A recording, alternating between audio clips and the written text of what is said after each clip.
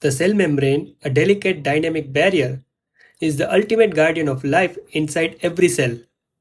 In this video, we will discuss the famous fluid mosaic model. Let's begin with what the membrane is truly made of, its foundation. Cell membrane is made of lipids, proteins, and carbohydrates. Lipids include phospholipids and cholesterol. Proteins are integral and peripheral. Carbohydrates include glycoproteins and glycolipids. Lipids form the basic framework. Proteins perform most of the functions. And carbohydrates add the identity and recognition features. Main structural component is phospholipid. Each has a polar hydrophilic head and non-polar hydrophobic tails. So it's amphipathic. The fatty acids of the glycerophospholipids usually have even numbered carbon atom. They may be saturated or unsaturated. The most abundant saturated fatty acid is palmitic acid and unsaturated fatty acid is oleic acid. The presence of more double bonds means unsaturated fatty acids leads to increase in membrane fluidity, whereas more saturated fatty acid makes membrane comparatively rigid. In an aqueous environment, these phospholipids arrange themselves automatically into a bilayer. Heads face outward towards the watery environment, tails face inwards away from the water.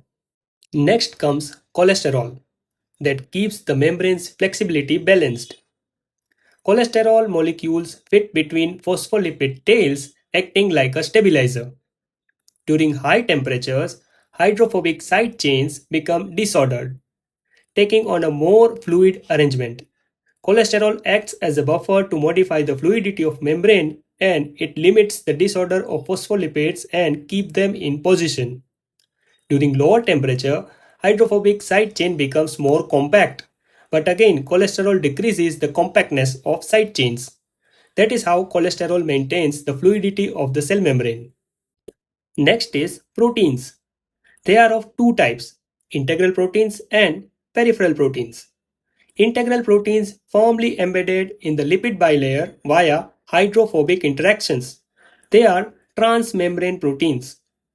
And peripheral proteins loosely attach to either inner or outer membrane hydrophilic polar head of phospholipids through electrostatic or van der Waals interactions. Integral proteins can act as a channels, allow ions, sodium, potassium, calcium, etc. to pass.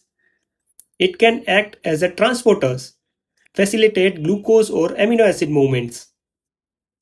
It can act as a receptors, for example, G proteins. They bind hormones or neurotransmitters, act as enzymes like sodium potassium ATPase, calcium ATPase. Peripheral proteins can act as a receptors, enzymes like alkaline phosphatase on outer surface.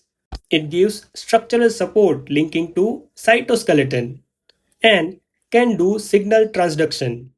Next is carbohydrates. Carbohydrate chains attached to the proteins and lipids form glycocalyx, a sticky protective layer. Protein plus carbohydrate, glycoproteins. Lipid plus carbohydrate, glycolipids. Their functions are cell recognition, immune and developmental signaling, protection from mechanical and chemical injury.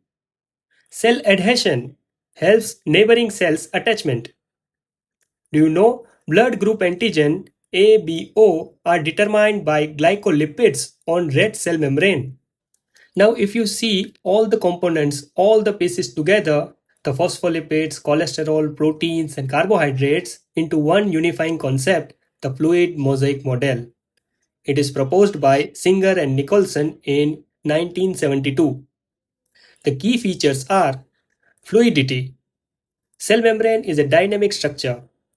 Fluidity allows membrane fusion, flexibility and repair. Next is mosaic pattern. Variety of molecules, lipids, protein, carbohydrate, arranged in an irregular but functional pattern. Have you seen these China mosaic tiles? It's similar to that. That is why it is called fluid mosaic pattern. Selective permeability. Small non-polar molecules, oxygen, carbon dioxide, crosses freely. Ions and polar molecules require channels and transporters. So that is it for today. Hope you find this video informative, and if you do, then like and share this video and also subscribe my channel. Thank you.